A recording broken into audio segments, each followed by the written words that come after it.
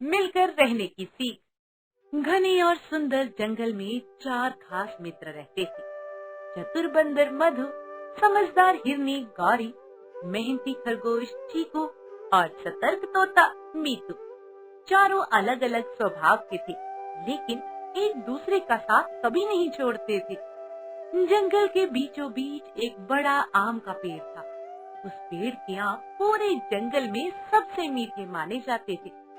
हर साल जब आम पकते तो सभी जानवर मिलजुल कर उन्हें बांट लेते और मजे से खाते। एक दिन मधु बंदर पेड़ पर चढ़ा और पके हुए सुनहरे आम देखकर उसकी आंखें चमक उठी। उसने मन ही मन सोचा, अगर मैं सारे आम अपने लिए रख लूं तो पूरे साल मजे करूंगा। क्यों बांटूं मैं किसी के साथ इतने मीठे मीठे आम। नीचे खड़ी गौरी ने आवाज लगाई, मधु, आम तोड़ो, सब मिलकर खाते हैं। मधु ने ऊपर से जवाब दिया, अभी आम कच्चे हैं, कुछ दिन बाद तोड़ेंगे। लेकिन सच ये था कि वह मीठे आम चुपके चुपके तोड़कर पेड़ के पीछे कहीं छुपा रहा था। तोता मीतू ऊंचाई से सब देख रहा था। वे नीचे आकर बोला, मधु, लालच मत करो, मिलजुल कर खाने में ही असली खुशी है। मधु हंसते हुए बोला, क्या बात कर रहे हो, तुम सब डरपोक हो। समझदारी इसी में है कि जो मौका मिले उसका फायदा उठा लो। अगले दिन मधु फिर अकेले आया और उसने और भी ज्यादा आम तोड़कर छिपा दिए।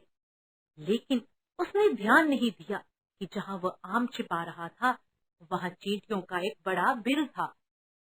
कुछ ही घंटों में आम की मीठी खुशबू से आकर्षित होकर चींटियां आमों पर टूट पड़ी।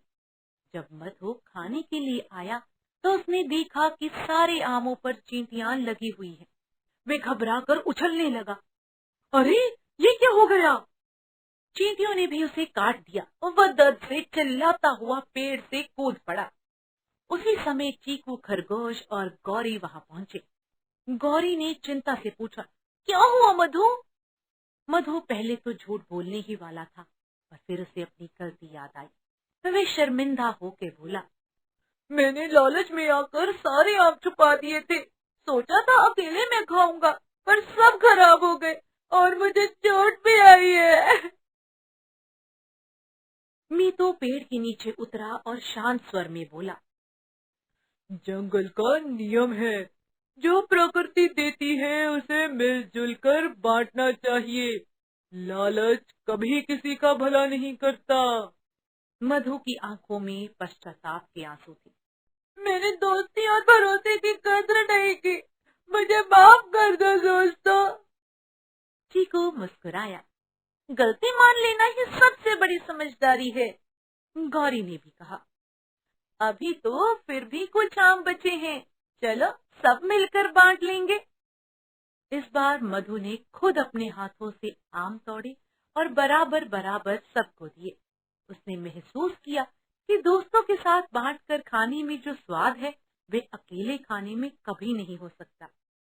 कुछ दिन बाद जंगल में तेज आंधी आई। वही आम का पेड़ झुक गया।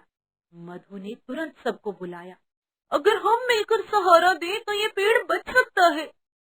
चारों ने मिलकर मेहनत की और पेड़ को सहारा दिया।